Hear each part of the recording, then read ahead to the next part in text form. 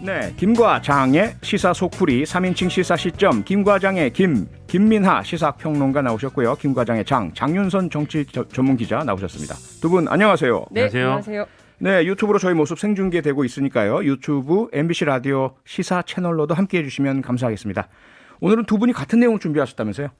중요한 날 아니겠습니까? 중요한 인사청문회. 네. 슈퍼위크가 시작된 날입니다. 예. 이번 주 한 주가 정말 국회가 뜨거울 것 같은데요.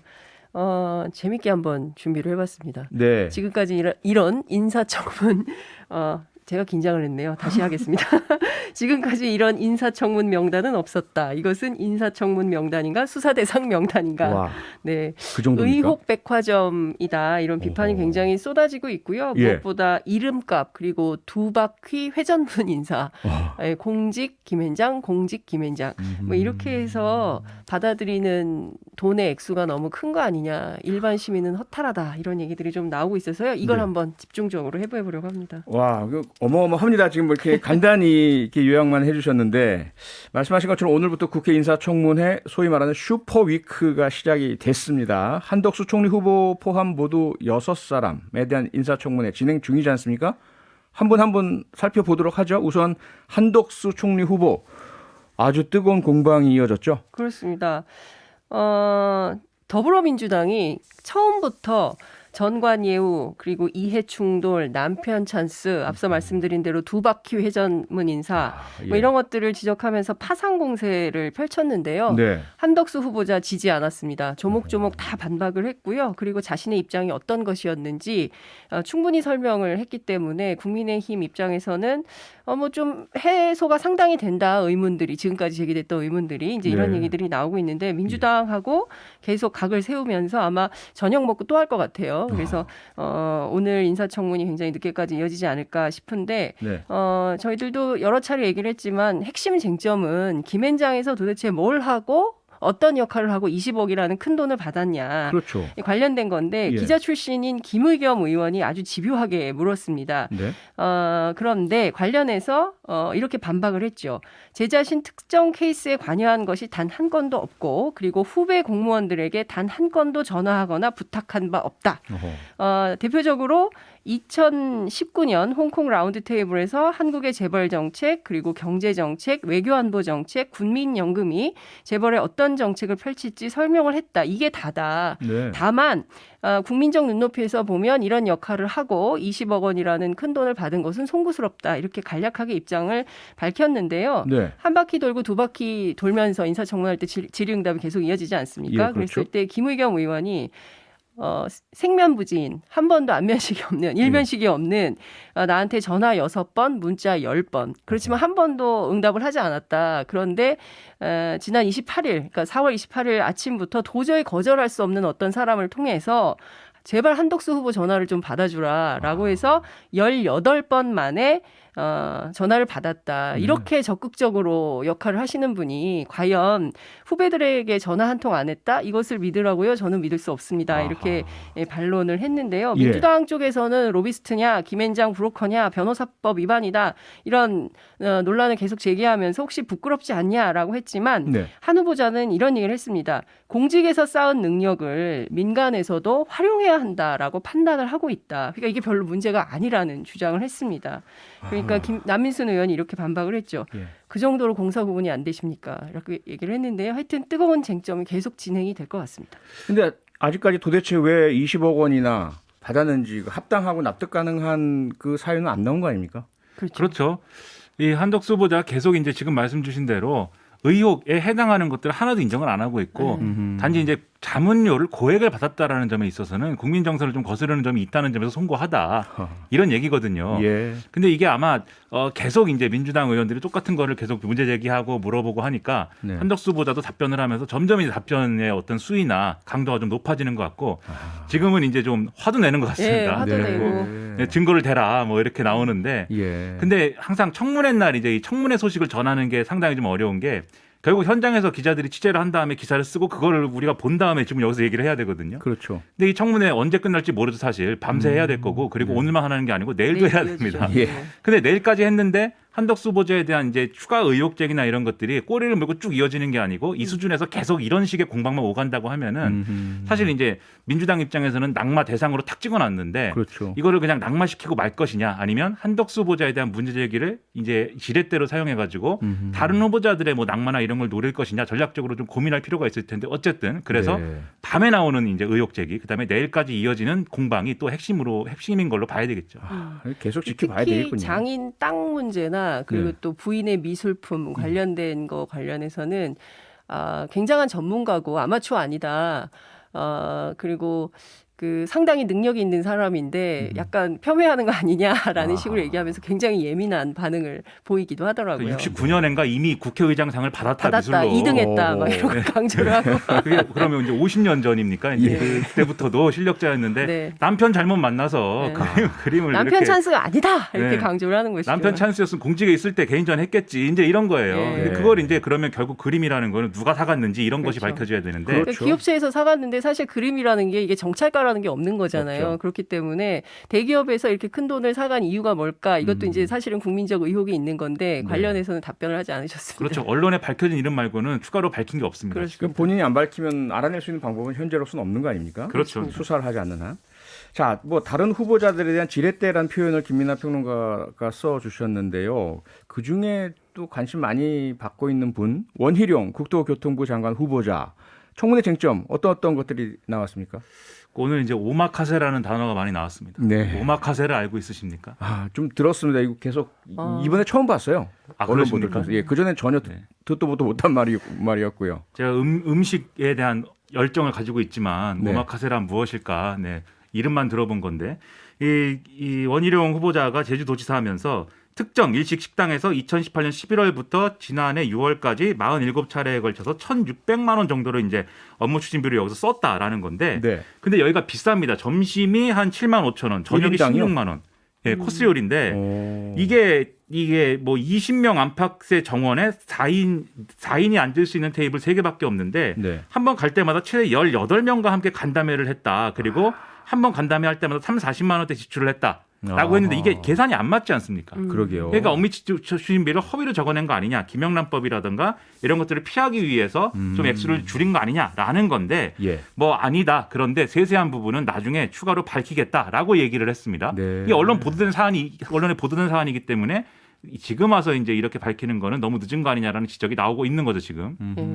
근데 사실 오늘 인사청문회 초반 40분 동안 굉장히 불성실한 자료 제출 때문에 저희 논란이 잠시 컸었거든요. 광고 듣고 바로 돌아오겠습니다.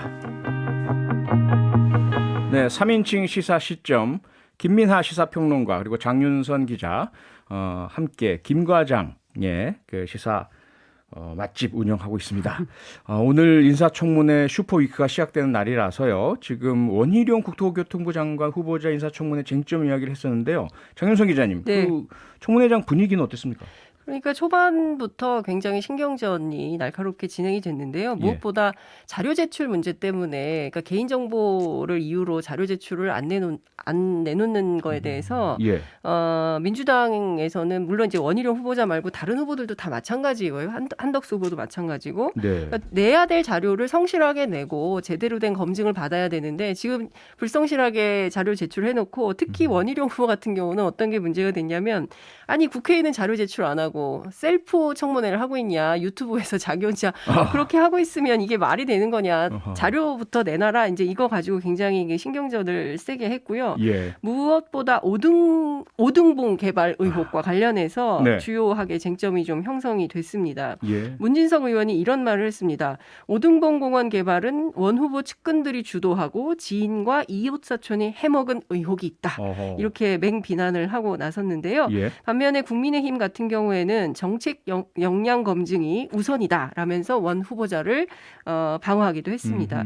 사실상 이제 공수가 교대된 거 아니냐, 이제 과거하고 똑같은 거 아니냐, 그리고 이제 대장동 일타 강사라고 원희룡 후보가 굉장히 자신을 홍보를 많이 했었는데 예. 이것 역시 좀 비슷한 쟁점이나 문제점이 있는 거 아니냐라고 민주당에서 비판을 하고 있는 상황입니다. 김민하 평론가, 그러면 이 오등봉 개발 의혹 이게 도대체 어떤 겁니까? 뭐 간헐적으로 듣긴 했었는데 좀 제대로 일타 강사로 설명해 주시죠. 일타 강사는 아니고 제가 뭐 일타 강사 잡는 일타 강사. 일타 강사는 아닙니다. 어쨌든 네. 이게 복잡한 얘기인데요. 예.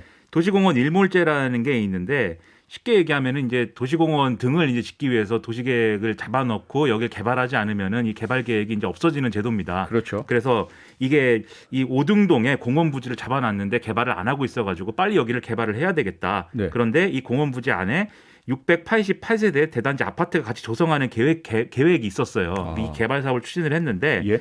2016년에 9월에 이게 불수용 결정이 내려져 가지고 안 되다가 원희룡 후보자가 제주지사 취임한 뒤에 2019년 9월 달에 민간 특례 사업으로 시행 계획이 수립이 됐고 본격적으로 개발이 진행이 된 겁니다. 예. 이게 총 사업비만 8,262억 원이었는데 이게 결국 이 설계가 민간업자에게 수익을 몰아주는 어떤 특혜로 이루어진 그런 거 아니냐라는 의혹을 언론이 제기를 했고 더불어민주당도 이 제기를 하고 있는 건데요.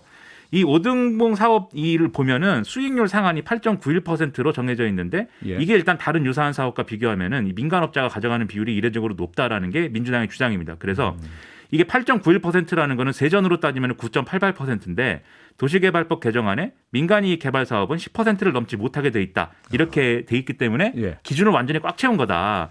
그리고 다른 지역의 비슷한 사업, 예를 들면 대구 동락공원, 인천 연희공원 각각 이 수익률이 5.94%, 6.12%였거든요. 네. 그러니까 이런 데랑 비교해도 이례적으로 높은 거 아니냐. 이게 의심스럽다라는 거고요. 예. 그다음에 이걸 총 사업비를 사업자가 계산을 해서 제출하는 방식이기 때문에 총 사업비가 늘어나면은 민간업자 수익 또한 늘어나게 돼 있다. 그러니까 총 사업비가 커지면 당연히 8.91%에 해당하는 이 비용도 크게 늘어날 거 아니겠습니까? 그렇죠. 당연하죠. 근데 이걸 이제 수익으로 가져가게 되니까 네. 그러면은 사업비를 늘리는 꼼수가 이 꼼수를 활용할 수가 있다. 민간업체가 그걸 유도한 거 아니냐라는 거고요. 네. 이게 유착이 의심된다라는 부분이 이제 또 하나의 이제 고려로 들어가는데 오등봉 사업 시행사의 컨소시엄에 참여한 지역 업체하고 원희룡 전 지사가 이런저런 이제 유착 의혹이 있다. 그리고 사업에 관여한 공무원들도 이 업체에 취업을 했거나 어허. 또는 이제 이 사업을 진행하고 승진을 했다. 네. 이게 다 이상하지 않느냐? 이게 지금 민주당의 지적입니다. 이런 의혹에 대한 원희룡 후보자의 답이 있었을 거 아닙니까? 그렇죠. 사업비는 이런 식으로 이제 간접비를 부풀릴 우려가 있어서 네. 제주시에서 임의로 선정한 회계 범인이 정산해서 인정하는 공사비만 계산하도록 돼 있다. 그러니까 우려하는 그 부분은 애초에 할 수 없도록 이런 일종의 이제 방지 장치를 해놨다라는 게 원희룡 전 지사 설명이었고요. 예. 그 다음에 여기에서 나온 개발이익은 상당 부분 제주시에 실제로 기속이 됐고 전국 최초의 모범 사례로 초과수익 환수 조항이 들어간 어떤 그러한 설계를 한 것이다라고 주장을 했고요. 네. 그다음에 원희룡 후보자하고 유착 의심의 어떤 근거가 됐던 이 컨소시엄에 참여한 이 건설 업체의 대표가 예. 원희룡 후보자하고 같이 타운하우스 이웃으로 있다 이게 네. 있어요. 계속 그 얘기가 나왔었잖아요. 그러니까 그렇죠. 지인. 예. 근데 교류는 없었다. 난 모른다. 이렇게 답을 했습니다. 네. 업무 추진비의 어떤 뭐 쪼개기 의혹, 그다음에 개발 비리 의혹 어떻게 보면 뭐랄까요? 이재명 전 경기지사에게 제기된 의혹 그러니까요. 상당히 예. 유사한 측면이 있네요. 네, 닮은 꼴이다 이런 비판을 국민들도 하고 계시고 예. 그리고 또 민주당에서는 더 세게 하고 있고 뭐 이런 상황이 아닌가 싶습니다. 그러니까 이재명 전 지사와 관련돼서 선거 기간에 일타 강사 자처하면서 맞아요. 굉장히 강하게 비판을 했던 거잖아요. 법인카드 문제도 그렇고. 네. 그렇죠. 근데 본인은 이렇게 했느냐 뭐 이런 비판이 지금 나오는 거거든요. 그러니까 이게 세부적인 어떤 내용들이 이재명 전 지사와 관련된 의혹들하고 내용이 다를지는 몰라도 정치적으로는 마찬가지인 사용 아니냐라는 여론들이 커지고 있는 거죠. 그게 이제 고약한 그동안 겁니다. 국민의힘에서 민주당을 향해서 내로남불이라고 계속 비판을 했었는데 예. 이것은 똑같이 반대로도 적용될 수 있는 상황이 아니냐 이런 비판도 가능할 것 같습니다. 뭐 내로남불 누가 더 심하냐의 문제로 들어가야 될 것 같네요. 누가 있냐 없냐가 아니라. 어지러워요. 내로남불에 내로남불까지 따지고 있고 여러모로 그러네요. 참 혼란스럽습니다. 자, 그다음에 또 추경호 경제부총리 후보 인사청문회도 관심이잖아요. 어땠습니까? 그렇습니다. 그 상당한 공방이 이어지고 있는데요. 네. 추경호 후보의 경우에는 2003년 외환은행 매각 당시에 재경부 은행제도 과장을 지냈습니다. 네. 2012년 론스타가 거액의 차익이죠. 그때 한 4조인가 5조. 장 기자님, 저희가 시간이 그렇죠. 다 돼서 네? 5초 마무리 해주셔야 될 것 같습니다. 네. 5초 안에 마무리를 해야 되는군요. 어찌됐든 이 론스타 저는 먹튀 너무 과합니다. 아, 네, 예, 논란과 죄송합니다. 관련해서 다음 시간에 할까요? 어쨌든 이 문제에 예. 대해서 본인은 국익을 위해서 한 것이고 시장 안정을 위해서 한 것이기 때문에 다시 시계를 거꾸로 돌려서 그때로 돌아간다 하더라도 똑같은 결정을 할 것이다라고 주장을 해서 민주당 의원들한테 굉장히 큰 비판을 알겠습니다. 받았고요. 네, 여기까지 하겠습니다. 오늘 여기까지 하겠습니다. 네, 3인칭 시사 시점 김민아 시사평론가 장윤선 정치전문 기자와 함께했습니다. 두 분 고맙습니다. 네, 감사합니다. 평일 저녁 6시 5분에 여러분을 찾아갑니다. MBC 라디오 표창원의 뉴스 하이킥.